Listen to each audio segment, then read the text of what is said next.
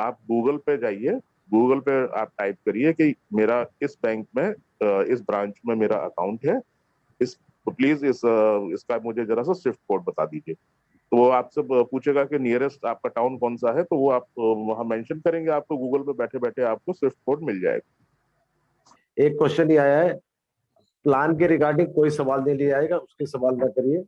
एक 50 यूरो का पैकेज दिया है सर, अभी तक नहीं आया, एचडीएफसी में किया था, और इसका जवाब बताइए सर, आलोक जी। या पीबी वाला था या एड पैकेज का था? Add package. एड पैकेज का कब का था इनका?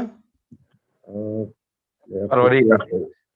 फरवरी का है। फरवरी महीने का जी। इन्होंने मेल कर दिया है? मेल भी कर दिया, बात भी कर लिए। अच्छा, जॉनी आंसर सर नहीं से बात भी मिला। हो गया? आंसर नहीं मिला। क्या बोले? आंसर नहीं मिला बस। ओके ठीक है, मैं उनका पूरा डिटेल भेजिएगा, मैं जॉनी सर से बात करता हूँ इसके लिए। सिंगला जी आप @चंदन पांडे पर टेलीग्राम कर दीजिएगा। सर एक क्वेश्चन आया है सर कि sir any latest information regarding nomination because we have lost many near and dear in जा लाइफ स्टाइल फैमिली। एक तो मनीष जी जो भी क्वेश्चन कर रहे हैं, कई जगह बार बार कर रहे हैं, सबको कर रहे हैं, क्वेश्चन करिए एक ही इंसान को करिए जिससे कि आपके जवाब दे पाए। आपको भी कर रहे हैं, मुझे भी, और उधर भी कर रहे होंगे शायद। एक ही जगह आप क्वेश्चन करेंगे तभी आपको जवाब मिल पाएगा। चंदन से जवाब दीजिए। मैं एक ही चीज कहना चाहूंगा, नॉमिनेशन की जो पॉलिसीज है कंपनी फाइनल कर रही है, और जैसी आ जाएगी आप सब तक ये पहुंच जाएगी। उसके बाद ही आप जो भी एक्शन लेना चाहते हैं, किसी कोई अगर मर गया है, किसी का देहांत हुआ है, तो आप कैसे ट्रांसफर करेंगे, क्या करेंगे, उसकी जो भी टर्म्स एंड कंडीशंस होंगे वो सारी पॉलिसीज में होगी, और उसके बेसिस पे आप कर पाएंगे। तब तक थोड़ा सा सब्र रखिए, कंपनी सारे जिनका देहांत हो चुका है उनके बारे में बताता हूँ मैं। एक आप लोगों ने ये करना है कि उसके लिए एक मैसेज बनाना है। मैसेज बनाने के बाद आपने जा लाइफ स्टाइल को सपोर्ट को मैसेज करना है। एक पॉसिबिलिटी है तो आप एक कोर्ट का 10 रुपये या 20 रुपये का एक अफिडेविट का पेपर बनता है, उसके ऊपर लिख लीजिए कि सर मेरा, और उनका जो डेथ सर्टिफिकेट है, डेथ सर्टिफिकेट उसके साथ संलग्न कर दीजिए, मतलब अटैच कर दीजिए और कंपनी को भेज दीजिए। और दूसरे जिसकी नाम से आईडी वो ट्रांसफ़र करनी है, उनका पूरा डॉक्यूमेंट और उनका मोबाइल नंबर, ईमेल आईडी, ये सब कंपनी को मेल कर दीजिए। वो कंपनी आपका जब उसको पॉसिबिलिटी लगेगा कि हाँ इस समय में करना चाहिए, उस समय करके दे देगी। Thank you. Thank you sir. Sir एक समीर चतुर्वेदी जी का क्वेश्चन है, can I use my Ethereum here to add my downliners. Ethereum को क्या यूज कर सकते हैं डाउनलाइनर्स के लिए? इथेरियम का तो अभी नहीं हुआ है सर। मैं बताता हूँ सर इसमें। जी जी सर प्लीज। इसमें बेसिकली इस्तेमाल तो आप कर सकते हैं, और पहले भी कई सारे लोगों ने किया है, लेकिन वो जो पर्टिकुलर प्रोसेस है जो उसका क्रिप्टो वाला, वो ट्रैक नहीं हो पा रहा है, वो अभी स्टैब्लिश नहीं हुआ है, मतलब सेट नहीं हो पाया है। तो क्रिप्टो के माध्यम से किए गए जितने भी आपके केवाईसीज वगैरह हैं वो पेंडिंग में ही अभी तक है, उनका कुछ तसल्ली बख्श अभी जवाब नहीं मिला है। फिलहाल आपको मैं सजेस्ट करूंगा कि आप क्रिप्टो का अभी इस्तेमाल ना करें। जब ये एक बार चैनल स्टैब्लिश हो जाएगा, ठीक रन करने लगेगा, उसके बाद फिर आप यूज करेंगे तो बेटर रहेगा। तब तक जो है वो जा कॉइन भी हो सकता है लॉन्च हो जाए, तो आपको सारी सूचनाएं उसी हिसाब से मिलेंगी। फिलहाल आप INR में करिए, या जो भी और तरीके हैं आपको लग रहे हैं वो वैसे करिए। नेक्स्ट जी। एक क्वेश्चन है सर, स्पॉन्सर ईहा में कहाँ दिखेगा स्पॉन्सरशिप पर्सन? उसके लिए स्पॉन्सरशिप पर जी जी वो ईहा का जो आपका जो टॉप लेफ्ट में बाईं तरफ ऊपर देखेंगे 3 लकीरें बनी रहती हैं, जहाँ पे वो ऑप्शंस जहाँ पे खुलते हैं, वो ऑप्शंस खोलेंगे, उसमें आपको दिखाई पड़ेगा कि कहाँ स्पॉन्सरशिप तो कैसी क्या सारी डिटेल्स जो है। लेकिन फिलहाल वो अभी अपडेट हो रही है सारी जानकारी, अभी लोग धीरे धीरे उसमें रजिस्टर कर रहे हैं। तो जब वो हो जाएगा तो वो थोड़े दिनों में आपको वहीं पे देखने लगेगा कितने आपके स्पॉन्सरशिप्स हैं, कितने आपके जो फर्स्ट लेवल वाले थे उन्होंने रजिस्टर किया कि नहीं किया, तो वो सब उसमें दिखेगा। आप बिल्कुल धैर्य बनाए रखिए। सर एक क्वेश्चन है sir, tell me I am forget password, how to get password? चलिए question. Very good, very interesting question, very intelligent and very interesting question. मुझे तो सर इसका मैं तो सक्षम नहीं हूं इसका जवाब देने में, तो मेरे ख्याल जो हमारे टेक्निकल एक्सपर्ट हैं धनंजय जी, मैं उनसे सलाह लेना चाहूंगा कि प्लीज क्या करना चाहिए। क्या क्वेश्चन क्या है? पासवर्ड भूल गए। I got my password. How to get password? Okay, very intelligent question sir. बहुत ही इंटेलिजेंट क्वेश्चन है, नो डाउट। हम इतने रिपीटेडली हर मीटिंग में कहते हैं कि आपके पासवर्ड्स को सिक्योर रखिए। 3 चीज़ें आपको हमेशा सिक्योर रखनी चाहिए।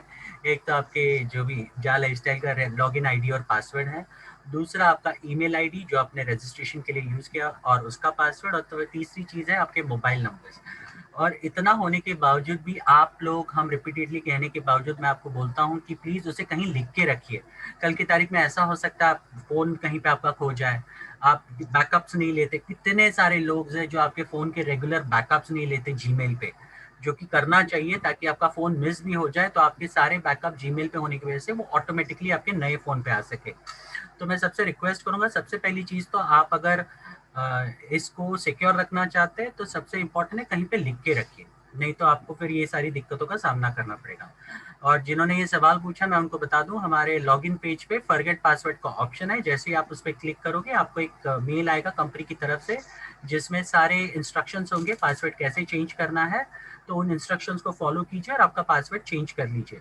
लेकिन जब भी आप नेक्स्ट पासवर्ड रखेंगे प्लीज़ उसे कहीं पे लिख के रखिए, अपने डायरी में लिख के रखिए ताकि आपको आगे ये परेशानी का सामना ना करना पड़े। Thank you. Thank you. और एक चीज और बताना चाहूंगा, मतलब मुझे बड़ी हैरानी है कि अभी तक फॉरगेट पासवर्ड का ऑप्शन ही नहीं पता है जिन सज्जन ने सवाल पूछा है। तो कैसे, कितने दिन से ये वेबसाइट्स ऑपरेट कर रहे हैं या कैसे संभव है, मुझे नहीं लगता। दूसरी चीज है कि ध्यान रखने वाली है, बहुत इंपॉर्टेंट, जैसे ही आपने वो फॉरगेट पासवर्ड पे क्लिक किया तो ऑटोमेटिक मोड में आपका पिछला पासवर्ड वो निरस्त हो जाएगा। अब नया पासवर्ड आप बनाने में आपको अगर दिक्कत हो रही है, तो आप नहीं समझ पा रहे नया पासवर्ड कैसे जनरेट करूं, तो आप ना इधर के रहेंगे ना उधर के रहेंगे, क्योंकि वो फॉरगेट पासवर्ड टच करते ही पिछला वाला पासवर्ड तो हो गया आपका निरस्त, वो इनवैलिड हो गया, और नया पासवर्ड आप बना नहीं पा रहे हैं। अब उसके बाद फिर आप सवाल पूछेंगे।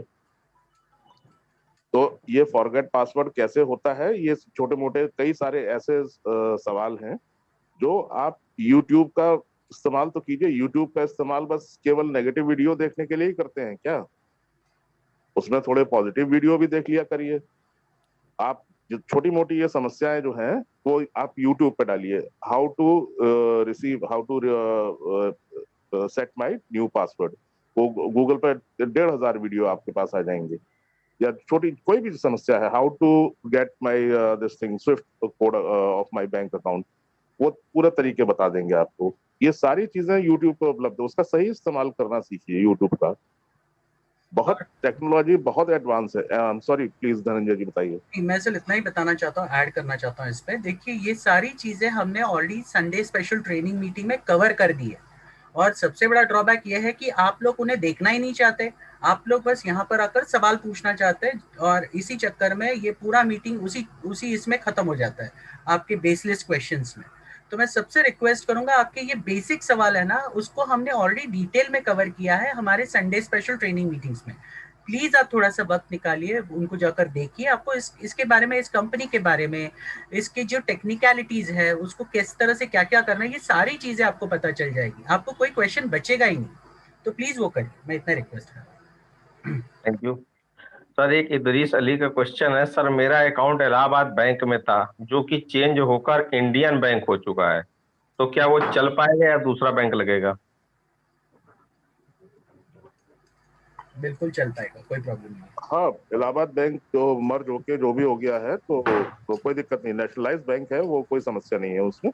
उसका बस स्विफ्ट कोड आप देख लीजिए। हाँ, स्विफ्ट कोड से मुझे याद आया, एक सवाल मेरे पास आया था कि इंटरनेशनल बैंक अकाउंट, लोगों को जो थोड़ा सा कंफ्यूजन हो रहा है कि इंटरनेशनल बैंक अकाउंट कैसे होता है। आपके जो बैंक अकाउंट है वो नॉर्मली ही जैसे है वैसे ही रहेंगे, बस वो नेशनलाइज बैंक का होना चाहिए या एक्सिस और HDFC जैसे प्राइवेट बैंक होते हैं उस तरह का होना चाहिए। वो कोऑपरेटिव बैंक या वो रूरल ब्रांच जो है वो इस तरीके वाले जो है वो नहीं माने जाएंगे। दूसरी चीज, आपको स्विफ्ट कोड जो है, अगर किसी छोटे कस्बे या टाउन से हैं तो स्विफ्ट कोड आपका जो नियरेस्ट बड़ा टाउन होगा वो वहां की जो मेन ब्रांच होगी उसका जो स्विफ्ट कोड है वो एप्लीकेबल होगा। और स्विफ्ट कोड लेने के लिए आपको बैंक के ब्रांच जाने की जरूरत नहीं पड़ेगी। आप गूगल पे जाइए, गूगल पे आप टाइप करिए कि मेरा इस बैंक में इस ब्रांच में मेरा अकाउंट है, इस प्लीज इसका मुझे जरा सा स्विफ्ट कोड बता दीजिए। तो वो आपसे पूछेगा कि नियरेस्ट आपका टाउन कौन सा है, तो वो आप वहां मेंशन करेंगे, आपको गूगल पे बैठे बैठे आपको स्विफ्ट कोड मिल जाएगा।